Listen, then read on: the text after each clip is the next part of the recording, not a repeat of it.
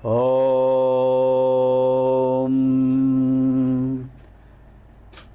శ్రీ గురుభ్యో నమః. అచతుర్వదనో బ్రహ్మ ద్విబాహురపరో హరిః అఫాలలోచనశంభుః భగవాన్ బాదరాయణః. వ్యాసం వసిష్ఠనప్తారం శక్తేః పౌత్రమకల్మషం పరాశరాత్మజం వందే శుకతాతం తపోనిధిం. వ్యాస భగవానుల వారు ఆవిర్భవించినటువంటి పవిత్రమైన పుణ్యదినోత్సవం వ్యాస పూర్ణిమ. ఆషాఢమాసంలో శుక్లపక్షంలో చివరి రోజు పూర్ణిమ. ఆషాఢ పూర్ణిమ అంటారు, మహాషాఢి అని కూడా అంటారు.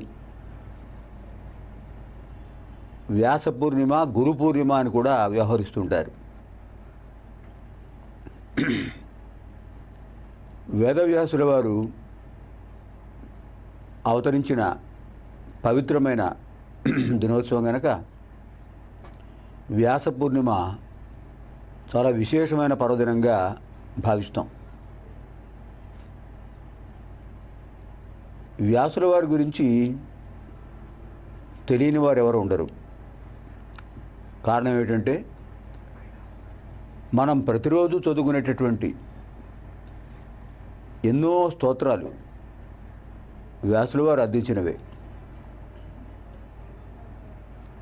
వ్యాసుల వారి గురు పరంపర మనం ఒకసారి చూసినట్లయితే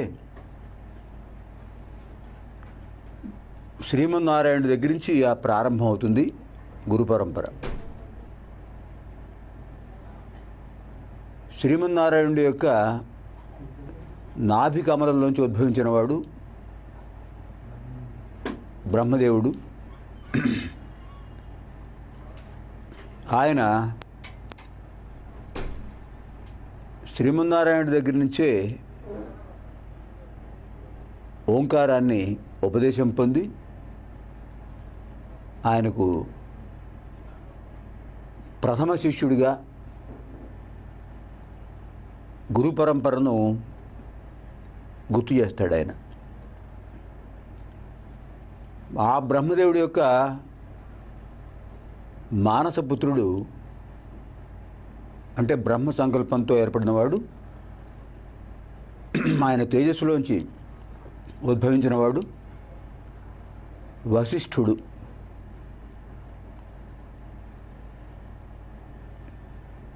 దేవహూతి కర్దమ ప్రజాపతి అనే పుణ్య దంపతుల యొక్క కుమార్తె అరుంధతీదేవిని వివాహం చేసుకున్నాడు వశిష్ఠుడు. ఈ అరుంధతి వశిష్ఠుల యొక్క పుత్రులలో ప్రథమ గణ్యుడు, శక్తిమంతుడు, శక్తి మహాముని. శక్తి మహాముని భార్య పేరు అదృశ్యంతి దేవి. ఈ పుణ్య దంపతుల కుమారుడే పరాశర మహర్షి. పరాశర మహర్షి శాపగ్రస్త అయినటువంటి ఒక అప్సరస దేవకన్య మత్స్యకన్యగా ఆవిర్భవించింది. ఆవిడ పేరు అసలు కాళీ. ఈ దంపతుల యొక్క కుమారుడే కృష్ణద్వైపాయనుడు బాదరాయణుడు. బదరికావనంలో జన్మించడం చేత బాదరాయణ అన్నారు. బదరికావనం అంటే రేగు చెట్ల తోట. అది ఎక్కడుంది? కాళింది నది మధ్య నల్లటి ద్వీపంలో. ఆ ద్వీపం రాత్రిపూట నల్లగా కనిపించింది. అది ఒక్కసారిగా పరాశరుడు వాతావరణాన్ని మార్చేశాడు రాత్రి సమయంగా. అప్పుడు చీకటిగా ఉంది. నదీ మధ్య భాగం ద్వీపం గనక చీకటిగా ఉన్న ద్వీపంలో పుట్టాడు. బాదరాయణుడు. ఆయన వర్ణం కృష్ణవర్ణం, అంటే కృష్ణ ద్వైపాయన అని చెప్పారు.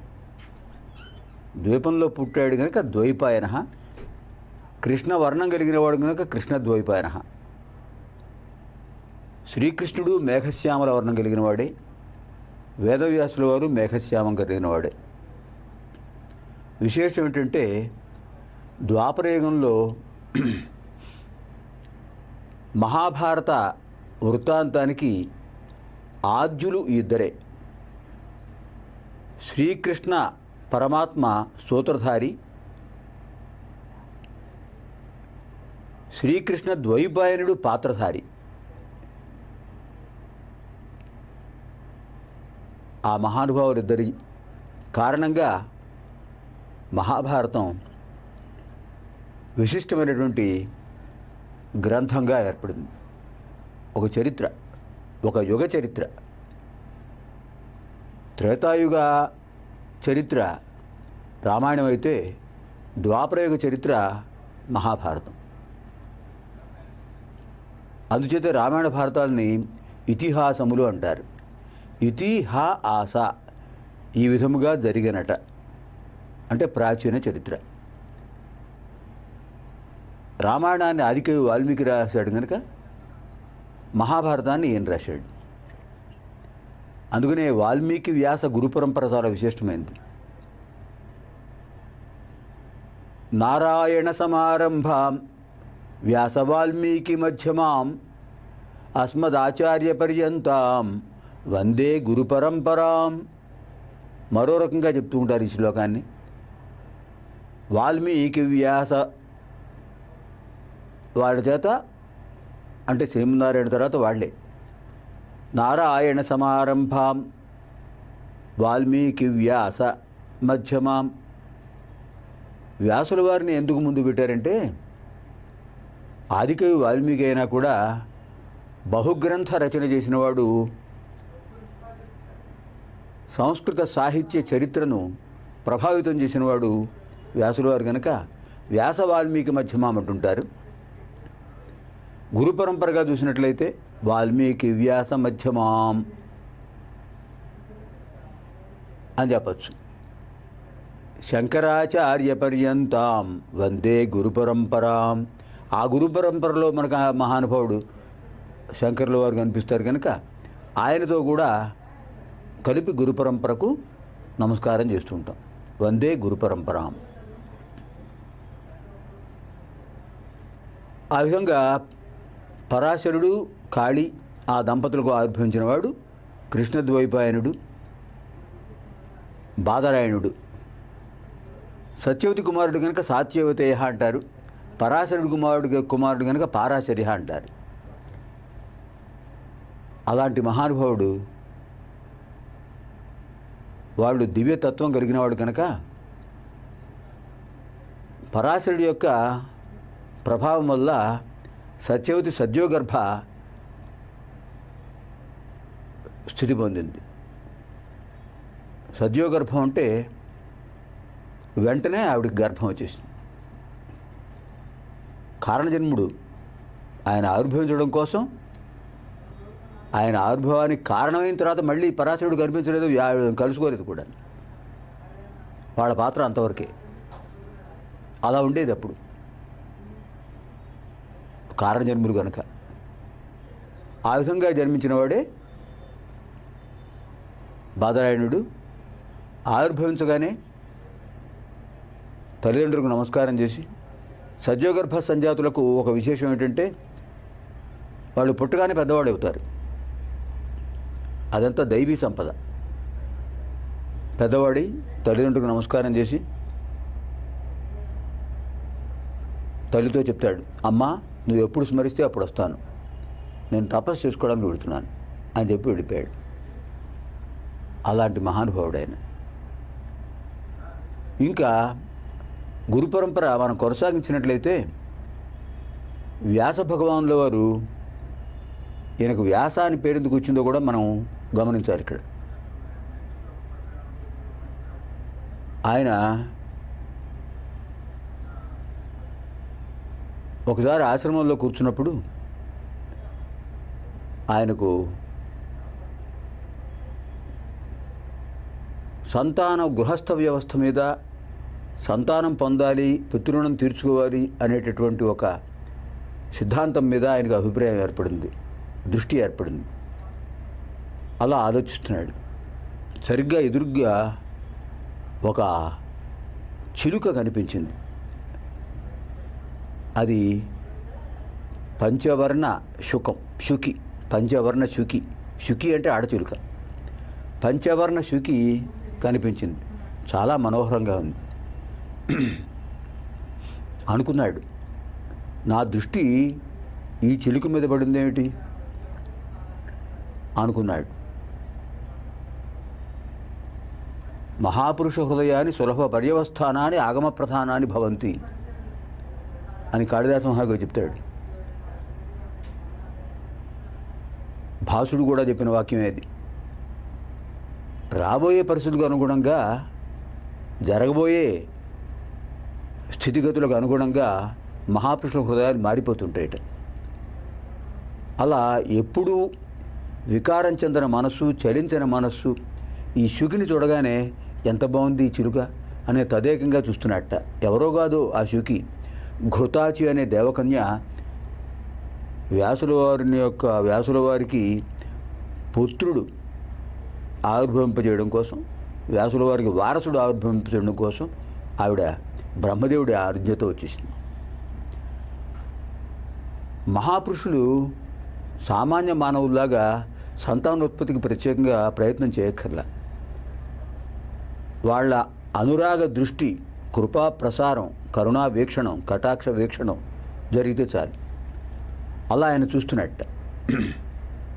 ఆయన యొక్క అనుగ్రహ దృష్టిలోంచి తేజస్సు వెళ్ళింది, శుకిలో ప్రవేశించింది. ఆ శుకికి ఆవిర్భవించిన శిశువే శుక పరబ్రహ్మ.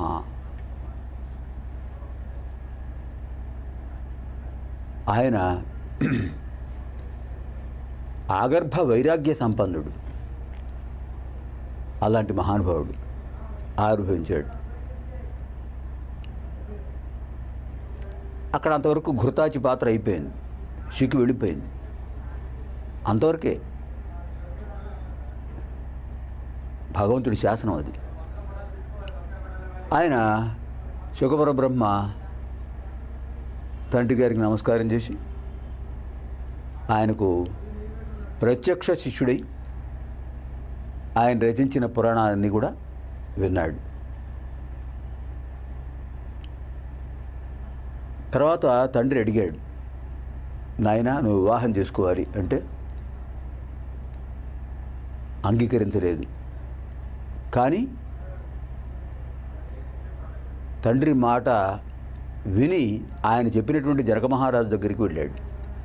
జనక మహారాజు అతనికి జ్ఞానోపదేశం చేసి, నాయన గృహస్థుడైన తర్వాతనే ఏదైనా పరమార్థం.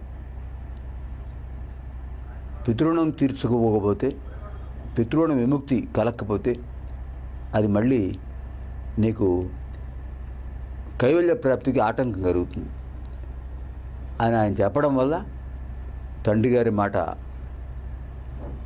అనుసరించాడు. వ్యాసుల వారి యొక్క ఆదేశంతో, బ్రహ్మ యొక్క శాసనంతో పితృదేవతలు ఒక అద్భుతమైన కన్యను సృష్టించారు. ఆవిడ పేరు పీవరీదేవి. ఆ పీవరీదేవికి శుకపరబ్రహ్మతో వివాహం జరిగింది. ఇది మనకు మత్స్య పురాణంలో, మార్కండేయ పురాణంలో, భవిష్య పురాణంలో, చాలా పురాణాల్లో కనిపిస్తుంది. తర్వాత ఆ దంపతులకు పుత్రులు, ఓ పుత్రిగా జన్మించారు. అంత ప్రసిద్ధులు గారు కనుక మనకి గురు పరంపర అంతవరకు వచ్చింది. ఈ శుకపరబ్రహ్మ యొక్క ప్రత్యక్ష శిష్యుడు గౌడపాదాచార్యుల వారు. గౌడపాదాచార్యుల వారి శిష్యుడు గోవింద భగవత్పాదాచార్యుల వారు. ఆయన శిష్యుడు శంకర భగవత్పాదుల వారు. సరే, ఆయనకు శిష్యులు పద్మపాదాచార్యులు, తోటకాచార్యులు, తర్వాత సురేశ్వరాచార్యులు, హస్తామలకాచార్యులు నలుగురు ఉన్నారు. నలుగురు కూడా భారతదేశంలో 4 దిక్కులా ఉన్న పీఠాలకు అధిపతులయ్యారు. ఆ పీఠ గురు పరంపర ఇప్పటికీ మనకు కొనసాగుతూనే ఉంది. అలాంటి గురు పరంపరకు ఆశ్రయం కల్పించినవాడు, అవకాశం ఇచ్చినవాడు గురుదేవుడు వ్యాసుడు. ఎందుకు ఆయన జన్మించిన రోజు గురు పూర్ణిమగా ప్రత్యేకంగా ఉత్సవం చేస్తుంటారు? దానికి ఓ విశేషం ఉంది. వరణా నది, అసీ నది, ఈ రెండు నదులు ప్రవహించేటువంటి ప్రదేశం, నదీ పరివాహక ప్రదేశం వారణాసి. ఈ వారణాసిలో ఆయన అక్కడ ఉంటూ గంగా సైకత స్థలిలో శిష్యులకు ఉపదేశం చేసేవాడు. అలా ఆయనకు చాలామంది శిష్యులు ఏర్పడ్డారు. ప్రధానమైన శిష్యులు పైలుడు, జైమిని, వైశంపాయనుడు, సుమంతుడు. అనంతావై వేదాహ అన్నట్టుగా అనంతమైన వేదరాశిని బ్రహ్మ యొక్క శాసనంతో ఆయన ఋగ్యజుస్సామాధరములుగా విభజించి వేదవ్యాస అని ప్రసిద్ధి పొందాడు. ఈ 4 వేదాలను కూడా తన 4 శిష్యుల ద్వారా వ్యాప్తి చేశాడు. వీళ్ళు కాకుండా చాలామంది శిష్యులు ఆయనకు ఏర్పడ్డారు.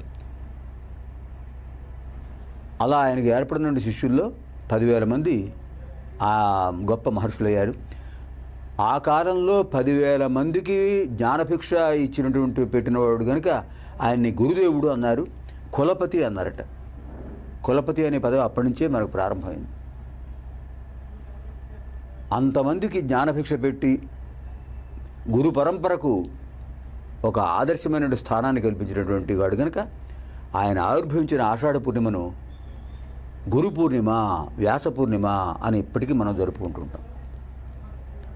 మరి ఆయన్ని ఎందుకు మనం జ్ఞాపకం పెట్టుకోవాలి? ఆయనకున్న ప్రత్యేకత ఏమిటి? అచతుర్వదనో బ్రహ్మ ద్విబాహురపరో హరి అఫాలలోచన శంభు భగవాన్ బాదరాయణ. 4 ముఖాలు లేకపోయినా బ్రహ్మతో సమానుడు, 4 చేతులు లేకపోయినా విష్ణుమూర్తితో సమానుడు, 3 నేత్రాలు లేకపోయినా, ఫలనేత్రం లేకపోయినా శివుడితో సమానుడు. అలాంటి వాడు బాదరాయణుడు. ఎవరు ఏ పురాణ ప్రవచనం చేసినా వ్యాసుల వారిని స్మరించుకోకుండా పురాణ ప్రవచనం చెయ్యరు. పొరపాటున చేస్తే అది గురుద్రోహం అవుతుంది. వ్యాసం వశిష్ఠనప్తారం అని శ్లోకం చదివి ప్రారంభించాలి. ఇది కాకుండా ప్రత్యేకంగా నరనారాయణులను స్మరించుకుంటూ ప్రారంభించాలట పురాణాలన్నీ కూడా. నారాయణం నమస్కృత్య నరం చైవ నరోత్తమం దేవీం సరస్వతీం వ్యాసం తతో జయముదీరయేత్. నారాయణం నమస్కృత్య నరం చైవ నరోత్తమం, నారాయణుణ్ణి, నరుణ్ణి, దేవీం సరస్వతీం, సరస్వతీదేవిని, వ్యాసం, వ్యాస భగవానుల వారిని, ఈ 4 స్మరించకుండా వ్యాసపీఠం ముట్టుకోకూడదు. కారణం ఏమిటి? శ్రీమన్నారాయణ దగ్గర నుంచి వచ్చినటువంటిది గురు పరంపర. కృష్ణం వందే జగద్గురుం. ఇప్పటికీ దానికి సాటి మరొకటి లేదు. భగవద్గీతను అర్జునుడికి బోధించి విశ్వగురువు అయ్యాడు ఆయన. అలాంటి గురుస్థానానికి ఆద్యుడు శ్రీమన్నారాయణుడే శ్రీకృష్ణుడు. ఆ మహానుభావుడి యొక్క ఆదేశాన్ని అనుసరించి భగవద్గీత ప్రాచుర్యానికి వచ్చింది. మరి అలాంటి భగవద్గీతను అందించిన వాడు ఎవరు? వ్యాసుల వారే. అందుకని ముందు నారాయణుణ్ణి, తర్వాత భగవద్గీతమైనటువంటి నరుణ్ణి, అర్జునుణ్ణి స్మరించాలి. ఆ తర్వాత దేవీం సరస్వతీం వ్యాసం. ఆ సరస్వతీదేవి అనుగ్రహం లేకపోతే వాక్కులు వస్తాయా? ఆ తల్లిని, జ్ఞాన సరస్వతీదేవిని, ఇన్ని పురాణాలు, 18 పురాణాలు, 18 ఉపపురాణాలు, సపాద లక్షాత్మక గ్రంథ ప్రసిద్ధి పొందినటువంటి మహాభారతం, అనుబంధ గ్రంథ హరివంశ పూర్వక భారతాన్ని అందించిన మహానుభావులు కనుక వేదవ్యాసుల వారికి కూడా నమస్కరించిన తర్వాతనే మనం ఆ విషయం ప్రస్తావన తీసుకురావాలి. సామాన్యుడండి ఆయన. ఒక రకంగా చెప్పాలంటే మొదటి గీత వశిష్ఠుడి దగ్గరే ప్రారంభమైంది. వ్యాసం వశిష్ఠనప్తారం, వశిష్ఠుడు మునిమనవుడు కదండి. ఆయన ముత్తాత గారు ఏం తక్కువవాడా? బ్రహ్మ యొక్క తేజస్సు నుంచి ఆవిర్భవించిన వాడే. రామాయణంలో 24,000 శ్లోకాలు, రామాయణంలో 7 కాండల పరిమితి కలిగినటువంటిది. దాంట్లో బాలకాండలో మనకి ఒక విశిష్టమైన ఘట్టం వస్తుంది. విశ్వామిత్రుడు యాగ సంరక్షణ కోసం రామలక్ష్మణుడు తీసుకొడదామని వస్తే దశరథుడు మొదట అంగీకరించలేదు. అతన్ని ఒప్పించాడు కులగురు వశిష్ఠుడు. రామలక్ష్మణుని తీసుకురమ్మందామని భటుడిని పంపిస్తే ఆ భటుడు చెప్పాడు, రాముడు నిర్లిప్తతగా ఉన్నాడండి అని. ఎందుకు నిర్లిప్తతగా ఉన్నాడని రాముడు ఉన్నటువంటి అంతఃపురానికి ఆయన గురువుగారితో సహా వెళ్ళాడు. రాముడు చాలా వైరాగ్య భావంతో నిర్లిప్తతతో ఉన్నాడు. ఏమిటి రామా ఇలా ఉన్నావు వశిష్ఠుడు అడిగాడు. గురుదేవా, మీ దగ్గర చతుర్దశ విద్యలు నేర్చుకున్న తర్వాత, శస్త్రాస్త్ర విద్యలు నేర్చుకున్న తర్వాత నా సోదరులతో కలిసి తీర్థయాత్రలు చేశాను, ఎన్నో ఆశ్రమాలు చూశాను. అవన్నీ చూస్తే నాకు ఆశ్రమాల్లో ఉండి ఆశ్రమ జీవనంతో ఋషి జీవనం గడపాలని అనిపించింది. ఈ రాజ్యభోగాలు నాకు ఇష్టం లేదు అని నిర్లిప్తతో ఉండేటప్పటికీ అప్పుడు నాయన ఒకసారి నా దగ్గరికి రా అని చెప్పి శ్రీరామచంద్రుడికి వశిష్ఠుడు ఉపదేశించినటువంటి అద్భుతమైన ఆధ్యాత్మిక తత్వమే, ఆత్మతత్వమే వశిష్ఠ గీత. దీని యోగ వాసిష్టం అంటారు. 32,000 శ్లోకాలు. దీన్ని రాసింది కూడా వాల్మీకే. ఇది అంత ప్రసిద్ధి పొందని కారణం ఏమిటంటే కొంచెం జటిలమైనది. సృష్టి స్థితిలయ ఆత్మకమైనటువంటి రహస్యాలన్నీ కూడా ఉన్నాయి. శిశువు మాతృగర్భంలో ఎలా ఏర్పడుతుంది, అక్కడి నుంచి ఆ మొదలు వాడి అంత్యేష్టి వరకు కూడా వివిధ రకాల దశలు అన్నీ కూడా ఆయన వశిష్ఠుడు శ్రీరామచంద్రుడికి ఉపదేశించి, క్షత్రియుడిగా జన్మించావు, సూర్యవంశ క్షత్రియుడిగా జన్మించావు కనుక దుష్ట సంహారం, దుష్ట శిక్షణ కోసం ఆవిర్భవించిన వాడివి, ఆ పని చేయాలి. రాజ్య పరిపాలన, దుష్ట శిక్షణ నీ కర్తవ్యం అని బోధించి ఆయనకు జాగృతి కల్పించాడు అలాంటి మహానుభావుడు వశిష్ఠుడు. ఆ వశిష్ఠ గీత తర్వాత అంతకంటే ప్రసిద్ధిపోయినటువంటిది భగవద్గీత. అలాంటి భగవద్గీతను అందించినవాడు మునిమనుమడు, వశిష్ఠ గీతను అందించినవాడు ముత్తాత. ఆ మహానుభావులిద్దరూ మనకి చిరస్మరణీయులు, ప్రాతస్మరణీయులు, నిత్యస్మరణీయులు. మత్స్య పురాణం, మార్కండేయ పురాణం, భవిష్య పురాణం, భాగవత పురాణం, బ్రహ్మపురాణం, బ్రహ్మాండ పురాణం, బ్రహ్మ వివర్త పురాణం,